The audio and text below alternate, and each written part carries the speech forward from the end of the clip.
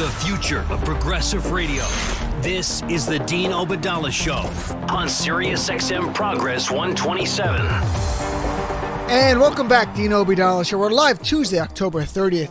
In studio, the one, the only, MSNBC's top legal expert out there, criminal defense attorney, and my friend, Danny Cevallos. Danny, how are you? It's always nice to have your name included in a sentence that somebody says. That's very nice. That's right. I saw Danny. When did I see you? I saw you last week at MSNBC because I was on MSNBC's.com Warrior, something, not Warrior, Signal, their new online thing. They're having. Signal. Oh, the OTT, the Signal. Yes. I don't know what OTT stands for, but I think that's what the name of the project or the... Off-track betting? I don't know. But Signal is the new online show, and I ran into you about to go on with the great Ayman Mohyeldin. Unfortunately, I was with Ayman. Yes, he's very difficult. Yes. Well, buddy. That would have been a spirited debate between the two of you. There was no debating. He's hosting. No. But we were talking about Muslims in the military, and I go, oh, Ayman, you were a colonel in the Egyptian army, weren't you? He had not been. It's just for fun. I like that. Was he in the military? I don't even know. Yeah, no, I think he defected from the Egyptian army. I see. I think he was born in Egypt. But he is Egyptian. He's part Egyptian, know that. Palestinian. I see. Okay. All right, buddy. So let's talk about the big issues and a lot of stuff going on here. So when I say some, I mean me. I have called for Donald Trump to be criminally charged with inciting, radicalizing people to commit acts of violence. Let me just ask that. Let me forget the legality for a second. No. Okay, don't forget you're a legal guy. Assume this. There's a cleric, an Islamic cleric in America, who preaches fiery sermons several times a week to his crowd. And in these sermons, he demonizes the same targets over and over and over, but never tells them to commit acts of violence, but he tells them they're the enemy, keeps saying it.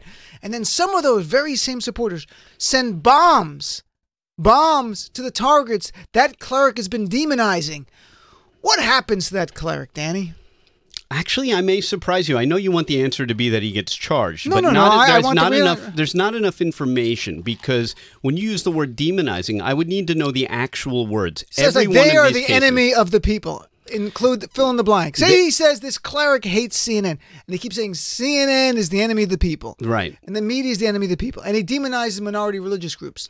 And those groups suffer backlash with threats done by his supporters, but never once did that cleric say, go do that. Right. So I would say that the cleric occupies a different space than the president, because as a religious leader, it's not the same when a cleric calls somebody or a group of people or CNN the enemy of the people as when the president, the commander-in-chief of the armed forces, declares them the enemy of the people, because I think you can say that, for example, for treason, that requires a declared enemy of the state.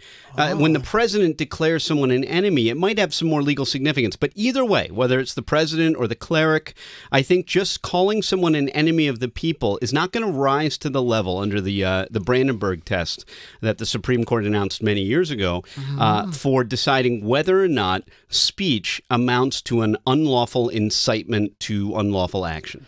But do you think at the very least that cleric would be under surveillance by the government if the cleric's supporters had committed various acts? Let's just say in August 2015, after that cleric had demonized undocumented immigrants, two of his supporters went out and beat up an undocumented homeless Mexican man in Boston and told the police, I beat him up because our cleric is right.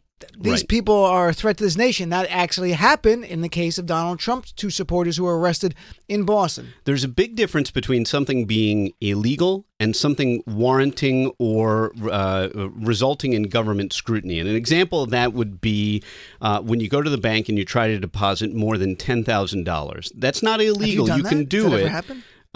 Well, yes, of course, sure, yeah. They pay you in cash per appearance. Not just cash. Sweaty bags of cash, Dean, behind a back alley, behind a dumpster. Every time Ali Velshi, like underneath your chair, and Ali goes, before you go, Danny, make sure you get your sweaty bag. You know, Ali Velshi is a finance guy. He knows that by hiding those payments from the tax man, that everybody benefits. So Danny gets paid $9,999 increments, everything he does in cash. In burlap sacks with the dollar sign printed. So you show up $10,000, $10,001 in cash. Right. The bank has to report that. It's not illegal, but that is something that warrants government scrutiny. It's just a little analogy, and the point is what a cleric says, calling CNN or even the president the enemy of the people, is probably protected speech, but that's not to say that it wouldn't warrant some form of government observation.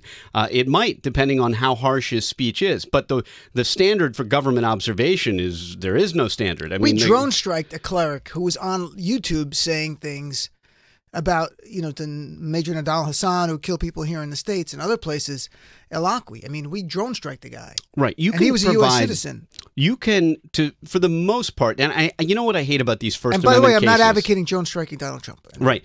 These First Amendment cases, these free speech cases, are always difficult because I find it hard to speak in general terms because every single one of them depends on the words that are used and the context in which they were said. There's almost the context is so important that you can take two of the identical sentences and in different contexts, one would be perfectly legal and one would be highly illegal. As a very accomplished comedian, you use the word bomb all the time when you describe whether or not... I never use the term bomb. Oh, well, I mean, I've heard other people describe your act after you get off stage. Shut off his mic. He's gone. But you can say the same talk words about bomb at the airport. Here, speaking of that, you can say the same words with or without an accent, and it can have all difference in meaning. If you say, like, I'm having a party Friday night, everyone's going to be there, it's going to be the biggest thing. People are going to be talking about it for years. That's one thing. But I go, we're having a party Friday night. Everyone's going to be there. It's we the big people will be talking about this party for the years. Okay, maybe that Bingo, could be true. A Middle Eastern accent. So Danny, let's tell people the Brandenburg test. I have it right in front of me. The 3 elements. This Supreme Court decision actually delineating when speech could be criminalized. Right. And that's really that's the issue. It's very hard to criminalize speech, and it should be hard to criminalize speech. Exactly. Because we don't want it to be easy to say I said something and I'm going to jail just for saying words. The test here said the speech explicitly or implicitly encouraged the use of violence or lawless action. 2, the speaker intends that his speech will result in the use of violence or lawless action. Mm-hmm. And 3, the imminent use of violence or lawless action is the likely result of his speech. So the big thing here is the speaker intends that the speech will cause violence. Yes, actually, yes, the speaker intending, but also the magic word is imminent. Right? I mean, the idea that if I said, let's storm the president's house tomorrow or someday in the future, that's not imminent lawless action. So that the word imminent is an important word in there as well. You notice there are several elements. Each of those standards, each of those elements you just gave is really basically just, did he intend it? Was it possible? Right? That's an objective test. Was it actually possible to have happened? And finally, do the words themselves request or direct eminent unlawful action? So, part of it is looking at the words, part of it is what the person intended, and yet a third part is, was it even possible? If I say, let's right now, Dean, take a rocket launcher and blow up the moon. Well, blowing up the moon would be catastrophic for the Earth. It would result in many deaths and change the tides. But it's not going to happen. Right. There's no actual realistic chance that what I am advocating immediately and what I intend to happen can happen. So that's an important component too. The eminence is important and the intent of the speaker is important as well. But all of what the Brandenburg test teaches us is that it's similar to threats. In fact, it's a much more stringent standard, I would say, than threats, the incitement to eminent unlawful action has to be a lot more than let's throw the bums out. Right. So Donald Trump would have to be very specific, not just say mimicking body slamming a reporter, which he did just a week and a half ago, is irresponsible but not criminally liable, even if someone else right after the event saw a reporter who was waiting in the pen there and grabbed him and literally did the exact same thing Trump did and go, I did just what Trump did. Yeah. Trump, morally, yes, he's wrong. I mean, Trump is responsible morally, legally not responsible. I thought it was a close call during his campaign when and I wondered why he didn't get in more trouble for this, or at least, I don't know if he did get sued. He might have. I really don't remember. But during his campaign, people would act up or shout him down or heckle him who had snuck in, who were not obviously Trump supporters. And at one point he said something to the effect, and I'm paraphrasing, he basically put a bounty on him, like I don't know if it was the Patriots or what football team did that. Matt in our control room knows sports way better than me. Folks. So, but I mean, putting a bounty on somebody in the audience who heckled him would be closer to inciting imminent unlawful action. But I don't recall that anything happened to him. So that just goes to show that the Brandenburg test is ensconced in our legal jurisprudence, and it really protects a lot of what people say. It probably protects a lot of what you say here when you're on every night. Thank Dean. God. Thank God. And I, to be honest, we should err on the side of protecting speech over criminalizing speech. That's the reality. But Donald Trump was sued during the campaign for someone who got a protester got injured, and Donald Trump had said the person was yelling, and Trump yelled to the crowd, "Get him out of here." The exact quotes, "Get him out of here." Okay. They did get him out of here. While getting him out of there, they physically hurt him. He sued. The district court said the lawsuit can go on. In September, it just got thrown out in a federal court of appeals. Do you know that case? I mean, I don't, but when you explain to me, if those were the words he said, "Get him out," exactly that is not the eminent unlawful action, especially if but he this had a is civil legal liability. right. This is not criminal, by the way. So That's right. They So still what would applied be- they still applied the Brandenburg test. Exactly. In looking for liability in a civil context. I was surprised that it wasn't a lesser test. Any government intrusion on your speech will invoke the First Amendment, whether it's criminal, whether it's civil. So it's the same thing with defamation, where the government, essentially the courts, are trying to punish you for your speech. So you have the same First Amendment protections. I mean, the guy says, "Get him out of there." He didn't say, "And while you're doing it, rough him up." That would have been bingo. Yeah, but I thought he said, "I'll pay the legal fees." And it did for another one. anybody. If you see anyone throwing a tomato, we've played that clip. If you see anyone throwing a tomato, punch him in the face. Yeah, well, that I will pay your legal fees. Don't worry about it. And so that is much closer to now, the. Now the federal court. You know what's interesting? The federal court, the Court of Appeals decision. It was just last month.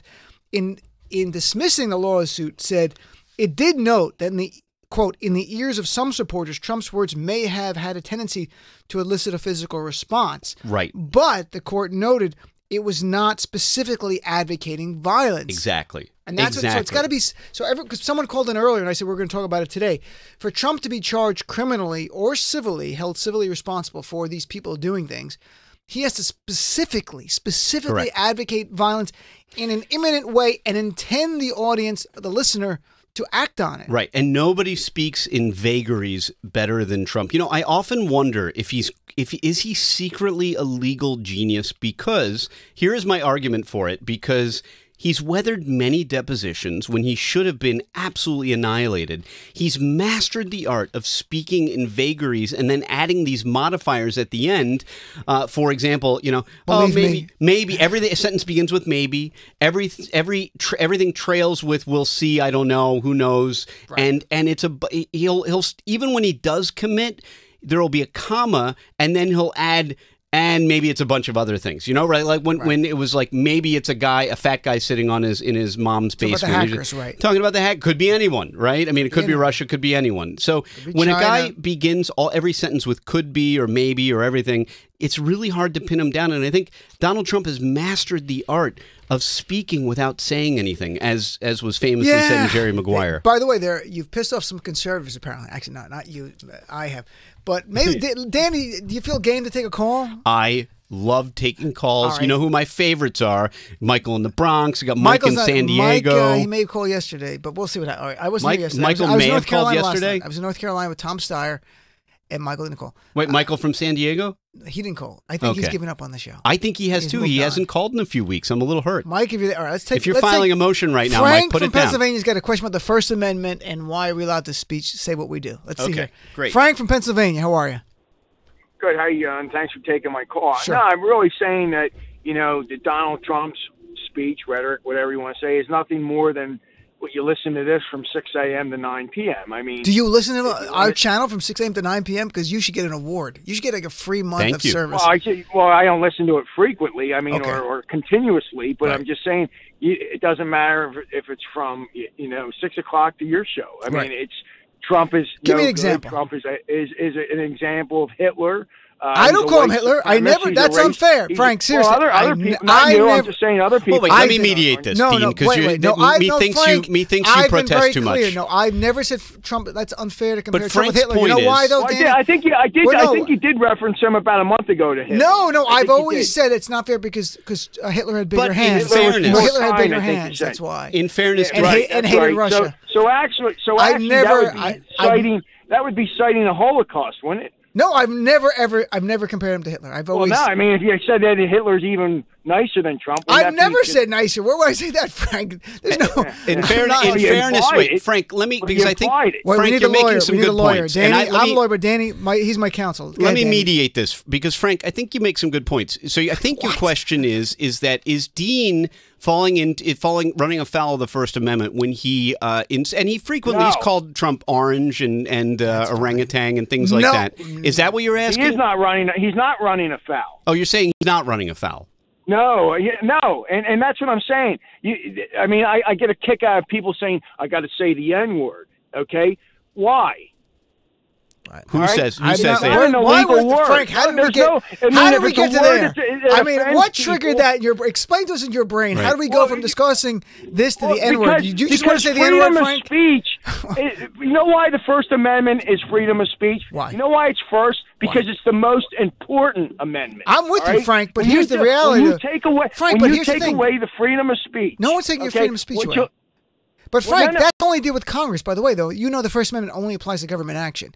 But secondly, Frank, if you want to say the N-word, you can say it, but you might get fired for it because your employer, unless it's the government, they don't have to keep you because they don't want someone saying that stuff. That's any word. That's right, Danny? In fact, almost exactly what I was going to say. I was going to say the N-word is a very interesting First Amendment word because there's really nothing the government can do to prevent you from saying it or punish you from saying it. But saying that word can be the end of your career and be cause for society to punish you if the government does not and cannot. Because remember, hate speech it is legal. Hate speech itself is legal. It's when you commit a crime in conjunction with that evidence of hatred of a group that it becomes illegal. I'm saying, but if you listen to this program, if you listen from 6 o'clock to 9 o'clock, people are saying, if you don't believe in this, okay, we don't want to hear you. And that is so wrong. But we're not the government. I can say, but we're not the government, though. You're not an independent. Come on, Frank. We're not the government. We can say whatever we want. But Frank, we do agree that I have the First Amendment right. The government's not going to interfere. And we were just talking about the legality here. If Donald Trump has not gotten to the point where his words will result in him being criminally liable. I want the people to understand the standard, though. If he were to say, I want you to go to CNN and break their windows to send him a message, bingo, he's criminally liable. If he just says CNN sucks, it's not. That's the truth. That's the light. That's how it works. That's right. And I'm fine with that. But I am sensitive to what Frank is saying in that. And Frank, I know you're a Philly guy. I can tell, and I could probably tell even what neighborhood you're from. But you're definitely a Philly guy. I am too. But I would say that Frank Bucks County, but not Philly. Yeah. Okay. All right. Close enough. One county away. I get credit. So Danny drove through Bucks County once. It is fleeing. My office is in Bucks County, sir. I know Bucks County very well. So my point is that I think Frank makes the point that frequently people don't want to even hear differing opinions. And I don't think that has never involved the First Amendment. But yes, there's a tendency there is a modern tendency for people not to want to hear differing opinions. I think Dean often cloaks himself in only people that share his opinions, which is why I just took Frank's call. I just took Frank's call. It's my duty to come here on Tuesdays. I took your call, Frank, because Danny, my lawyer's here. Go ahead, Frank. Last thing. I call into this program, and I call into other programs on this radio. I call progressive. I call them all. Okay? Do you call Patriot? But if I call it. Yes, I call a lot of times. I've talked to Steve Bannon a couple of times. Oh, I'm so sorry. When he was on. You know what? That's pretty cool. Frank, when you talk to him, he stole your soul. Just so you know, he has your soul now. And you want to talk to him. Yeah, but what I'm saying is when I call the progressive station and I disagree, I'm told to shut up. I got to get in line, okay? And that's brown shirt mentality. All right. All right. Now who do you think I voted? Who do you think I voted for in 16? Oh, I bet I can tell. Actually, tell me. I bet Frank. My guess, only being a native Philadelphian, is that you are a registered Democrat, but you didn't vote for. I'm thinking you didn't vote for Trump. You might have voted for Hillary only because you're a registered Democrat. Am I right? No. I'm a registered independent. Oh. All right. Danny keeps everything wrong. He's going to guess your weight next. I wrote in none of the above. Wow. Now, who did I vote for? That's a technicality. You didn't vote. Who did I vote for in 08 and 12? You can tell us Obama. No, he did not. Who did I go door to door I don't know. Frank, we just met you. We can't guess. Who did I go door to door for in 08 and 012? And who did I work the polls for 14 hours, not 12 hours, because I was there an hour before and an hour hour late. late Last thing, cleaning Frank. up. Last thing, go, Frank, so I can prove my... All right? But when I call here and disagree, I'm a right-wing, I'm a racist, I'm a fascist. No, I don't agree with that, Frank. We gotta let you go, because that's all the time we have for racist fascists. I'm sorry. No, Dean, now Frank is not. How dare you? Talk to you later, Frank. Let's take a break. I love Frank. We'll be back with Frank, call back on next Tuesday when I'm here, okay? Every day between now and Election Day, ask yourself, what am I doing to help the resistance win? The stakes are so high, we cannot take off a single day. The Dean Obadala Show.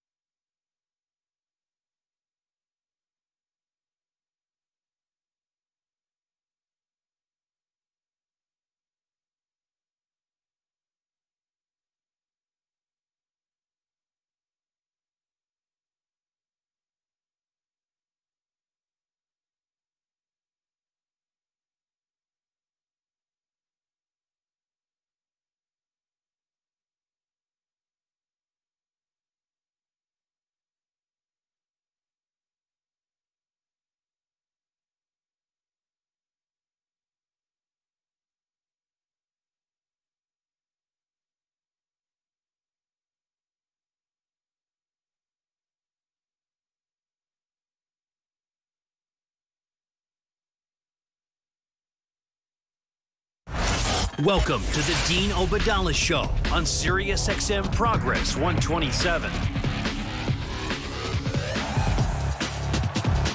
And welcome back, Dean Obadala Show. I'm here with Danny Cevallos, Legal Eagle, the Eagle, our friend, and we're talking about Michael, the lawyer from San Diego. Even Michael, you invoke both Michael in the Bronx. It's sort of like Handyman. Remember that movie Handyman? He looks in the mirror and says Handyman. Let's take Mike, the lawyer in San Diego. Then we're going to go back to the legal stuff. I'll bring him on the legal stuff here. How do we charge Donald Trump with criminality? So here, let's take, where is Mike? Mike, the lawyer in San Diego. How are you, Mike? Thank God you're here. Hey, constitutional rights do not end at the schoolhouse gate. Tinker v. Evans, one of my favorites. Don't you remember that one, Danny? Oh, Tinker v. Des Moines, right? Des Moines, that's right. Black armbands to protest the Vietnam War. The great thing... Yeah, go ahead. The great thing, go ahead. Well, the great thing, what I was going to say is the great thing about Tinker v. Des Moines is that the state of the law of free speech in schools has remained pretty much unchanged, and the courts still rely on Tinker, which is such an old case. And it really goes to show that free speech in schools remains very undefined, and this is my complaint about the First Amendment in general. How do we get into this, though? I'll just say this. The First Amendment in general is, in my opinion, I think every judge looks at a new First Amendment case, decides how they're going to rule, and then just goes backwards and finds the cases that support it, because every First Amendment case is like a snowflake. In 1969, the U.S. Supreme Court, in a 7-2 decision, found in favor of the students who wore black armbands in protest of the Vietnam War and said students don't shed their constitutional rights at the schoolhouse gates. That's right. What's the other one? What's the other one where the young man wore a jacket into the post office that said F the flag? F the draft. F the draft. Oh, is that the one? That's what about Cohen. the other case? Melania Trump wearing a jacket says, I just don't care. How about that one? I'm surprised she didn't wear that today to the Pittsburgh thing. That would have been interesting. Hey, Mike, so what do you think? How do we charge, not how do we, because we don't have the evidence, what would it need to criminally charge Donald Trump with radicalizing people just like a radical Islamic cleric might and be charged with? Like, what does Trump have to do? Well, I think it's got to be a direct result of his inflammatory speech that goes right to some group that takes that and goes bombs a schoolhouse or something like that. And you could say that he was the igniter. He was the one who instigated it. He was the one who made them or coached them to such a degree that they took action and illegal action. But I think it's, like Danny says, it's almost impossible. I don't think he'll be able to do it. So let me ask you, and Mike, you can chime in here too. We were talking about the terrorist. I call him a terrorist, the guy that went to the Pittsburgh synagogue, because he had a political motivation. Yeah. But he's not charged with terrorism. He's only charged with a hate crime. And Danny, you talked about this with Ali Velshi today. We're going to do better here on the show. This is a really tricky subject because the FBI and the DOJ define domestic terrorism, but they typically charge, the vast majority of cases they charge are material support for terrorism. And I don't think the material support statute applies here. Within that, there are two sub-statutes, I guess you would call. And one is material support for a bunch of different terrorism acts. And the other is support to a foreign terrorist organization. I may be missing something in reviewing the first statute. It doesn't seem to contain a component for foreign terrorist organizations. But the bottom line is none of the federal terrorism criminal statutes appear to have applied to this church or the synagogue shooting. But this, I think there's a strong argument that this conduct fits squarely within the federal government, the federal statutory definition of domestic terrorism, which is an illegal act undertaken to intimidate or coerce a civilian population.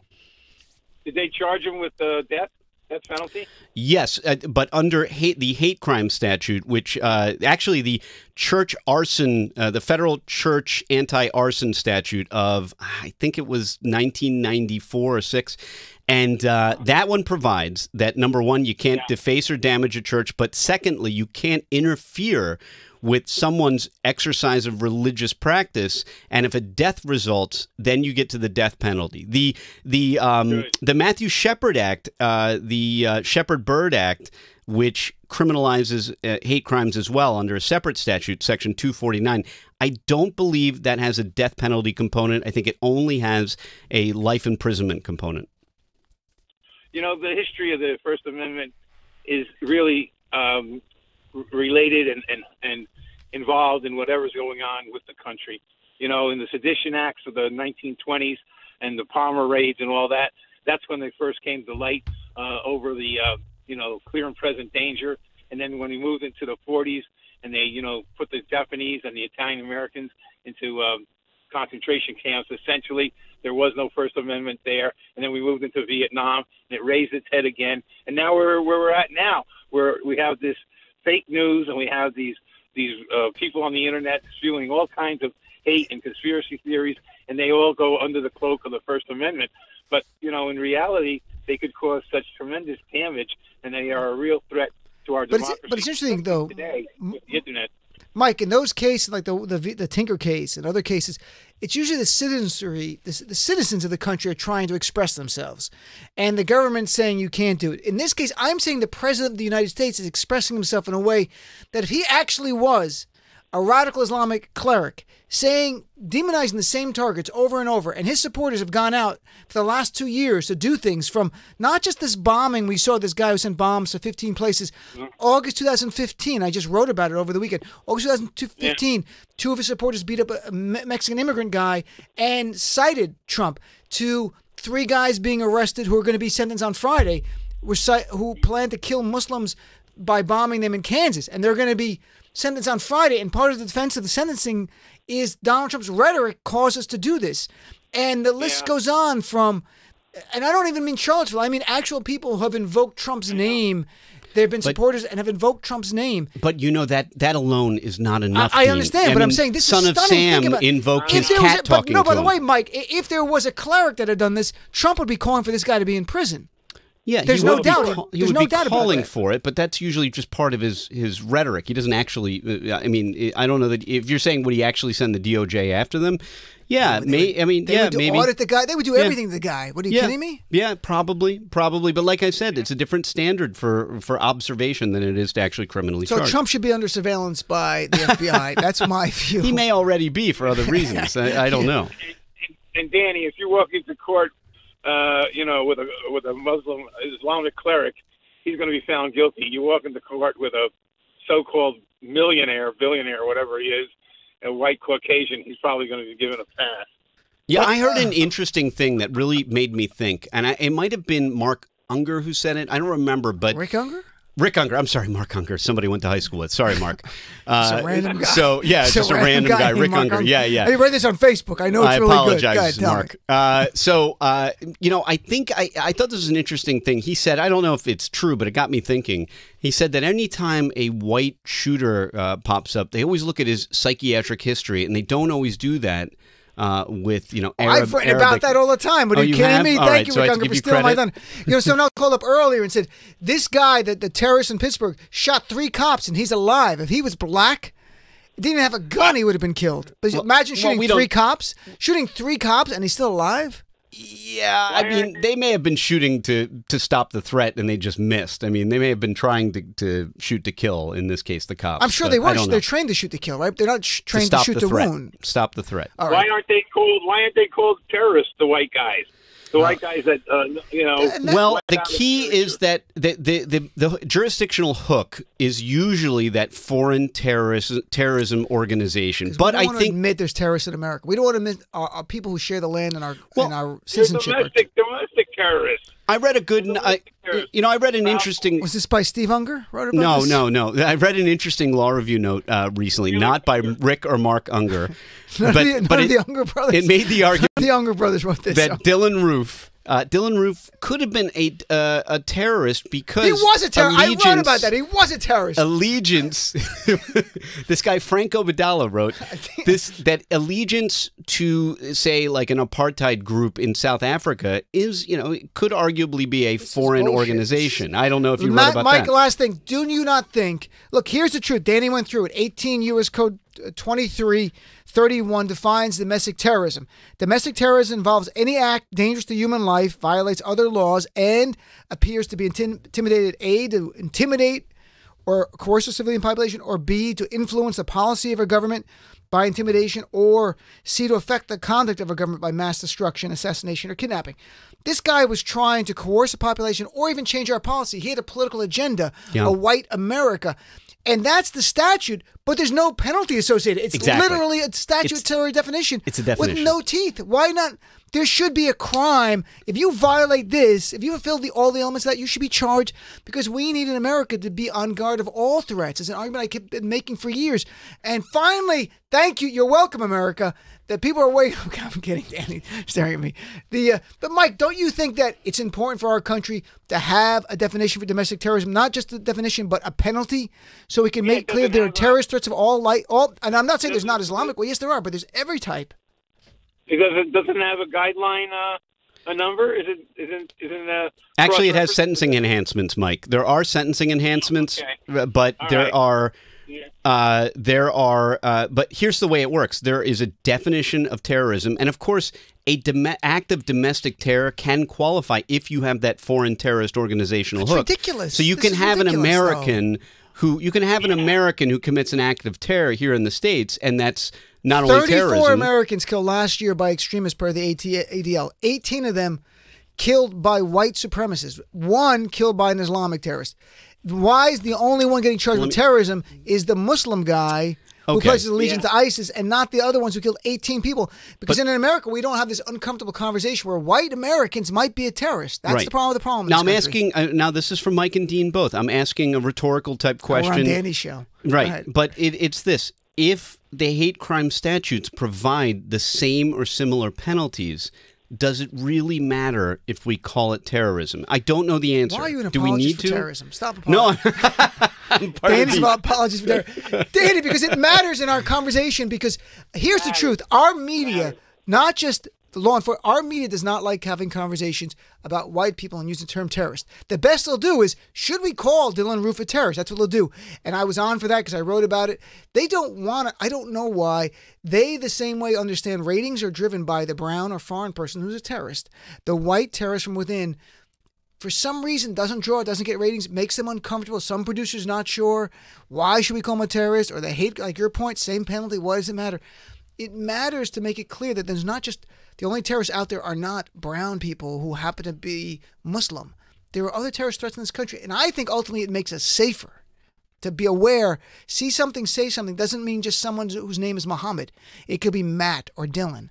But what if the choice to not charge him with the terrorism statute, to not force it into that definition, is a prosecutorial choice because they don't believe that they have beyond a reasonable doubt? That is a different question. Yeah, that is different. All right, Mike, can we take a call with a call? No, it's too much. All right, Mike, my friend, nice chatting with you, my friend. I appreciate it. It's always great chatting with you. Here. Always good to talk to you. All right, take care. Take care, Mike. I want to get on because Lori from Florida has a question about the Tinker decision. And Mike, so let's take Lori. I was trying to get Mike in, but you can't take 2 calls and a guest and blah, blah, blah. No, it's a cacophony. You know what a cacophony is, right, Dean? I do. It's a lot of noise. All right, here's Lori from Florida. Lori, how are you?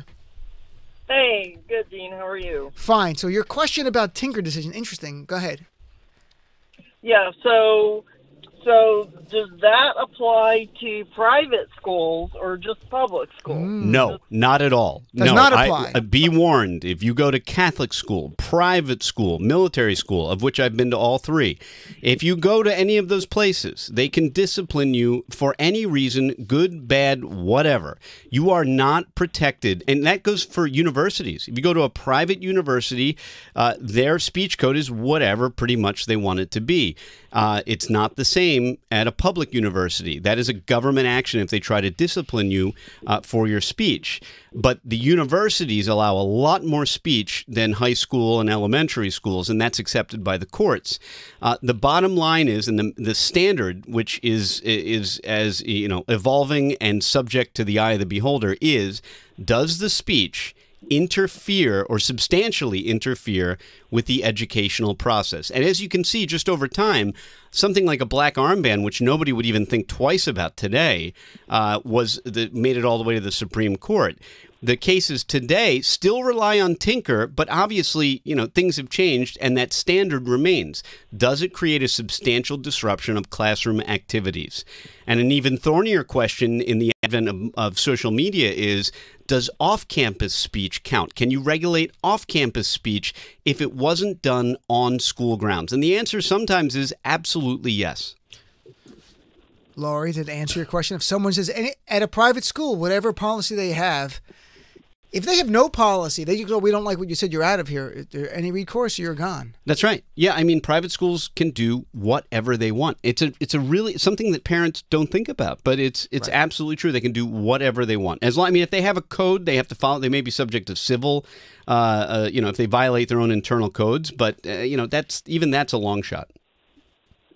Well, that's my concern, is because we're moving towards such privatization of everything that eventually, how are we going to have free speech if everywhere we turn it's private?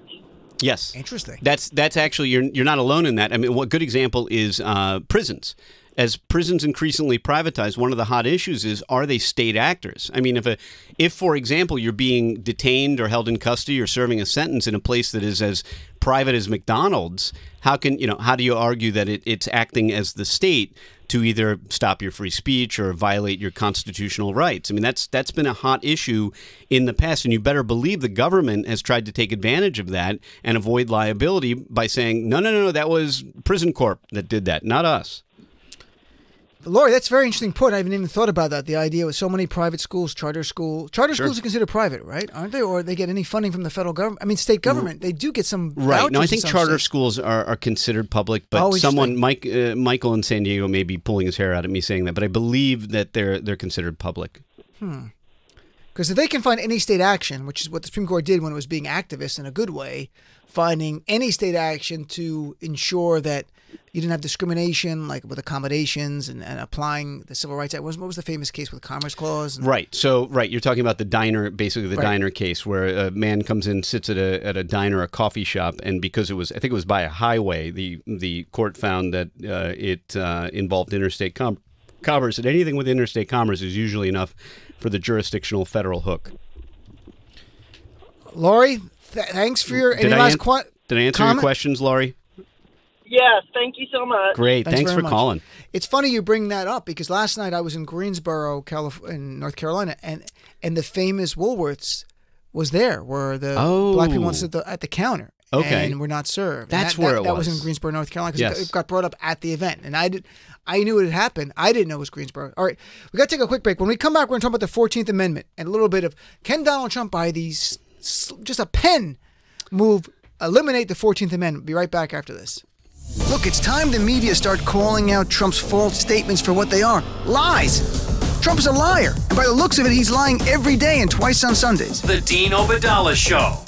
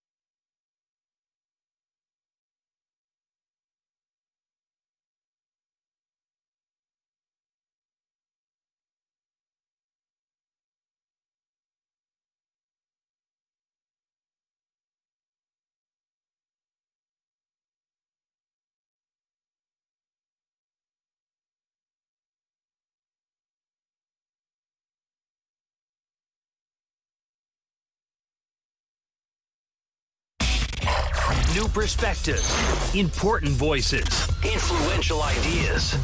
This is the Dean Obadala Show on SiriusXM Progress 127. And welcome back, Dean Obadala Show. Danny Cevallos is literally breaking the studio as we sit here. I've just lost the security deposit for my studio because Danny had to break something. I hope people are watching with live streaming on Facebook Live. You can watch Danny break something if you're interested, or on Twitter slow motion at Dean Obadala, because we live stream this and I forgot to tell people, and you can watch Danny. Now we have evidence, Danny. We're going to use this against you. I'm gonna have to wear a body cam from now on when Danny comes on, just in case he breaks something, so we can show it to the authorities. Stop, Danny. Stop playing with it. You broke it up. I broke it. Leave it. Let's talk 14th Amendment. 14th Amendment says all persons born. By the way, 14th Amendment ratified 1868. One of three amendments ratified after the Civil War in response to the Civil War. Right. All persons born or naturalized in the United States and subject to the jurisdiction thereof are citizens of the United States and the state wherein they reside. That's the operative clause. The 14th Amendment goes on to say many other things, equal protection being probably what I think is the most famous part of it. In any event, Donald Trump says today, I'll just, right? People think Congress can only do it, but I'm going to do it myself. What do you think the chances are a president can overturn a provision of the Constitution by executive order? Every few years, the birthright citizenship comes up. Right. And it's astounding for people like me and probably you who were raised in school on the notion, we probably don't remember when we learned it, but we've always just sort of known that birthright citizenship is a constitutional right, even if we don't know from whence it comes. And what you find is, as you dig a little deeper, there are academics who are on both sides, who say it is a constitutional right, and others that say it's not. The majority opinion, though, of scholars seems to be on the side that it is, that you're born here, and that's the way. The majority of articles you read probably that Dean Obadala reads probably conclude that birthright citizenship that you've written and then read to yourself. But no, that may be true. But here's what the debate is about, because if you read the citizenship clauses you just did. If you just removed a few words, there would be no debate whatsoever. And those words are subject to the jurisdiction thereof. The 14th Amendment is anyone born here in the United States and subject to the jurisdiction thereof. If you are an anti-birthright citizenship person, you believe that subject to the jurisdiction thereof means that you're not a foreign, your parents are not subject to a foreign government. So if you're an illegal immigrant, then you are subject to the jurisdiction of another country, because when born, you were essentially a citizen of that country as you were born to other parents from another country. If you are a pro-birthright citizenship person, then there are a few different arguments, one of which is just that subject to the jurisdiction thereof is either what we call surplusage, extra words, or if it isn't, it just means that you were born somewhere where the U.S. has jurisdiction over you. Just like if I rob a bank, the federal government has jurisdiction over my crime. Here's the interesting thing. So for the Trumpers, the idea if you're an undocumented immigrant, your children should not be constitutionally citizens. That's the way they view it. But if you're a tourist from Norway and you're just on vacation here and your wife has a baby, because the baby's white, I don't think they're going to have an issue with it. But that's the truth. If someone's a tourist here and they happen to have the baby. That's right. They're just here. They have a layover between flights. That's right. They have the baby JFK. That baby's a U.S. citizen. Baby's a U.S. citizen. While an undocumented citizen might live here, work, even though it's not off the books, but contributing to our society, be here for years, that person, under Trump's view, would not be able to be a citizen. That's right. But remember, there are people who are born here to this day who are not citizens. And an example is diplomats. Another example is surely, and it's not something that comes up, is an invading army. If an invading army is here and they have a child, and someone has a child while they're here, then that person is not entitled to citizenship. So there are certainly people who do not automatically get birthright citizenship. And I think it's not exactly... you can't exactly ignore discussing the part of the clause subject to the jurisdiction thereof. I have to take a break, but just so it's clear, the 14th Amendment was enacted clearly to repudiate Dred Scott, which that's right. Racist Chief Justice Roger Taney, right? Taney wrote that a black man, even born or free, cannot claim citizenship. So let's take a quick break. Come right back. Dean Obadala Show on SiriusXM Progress 127.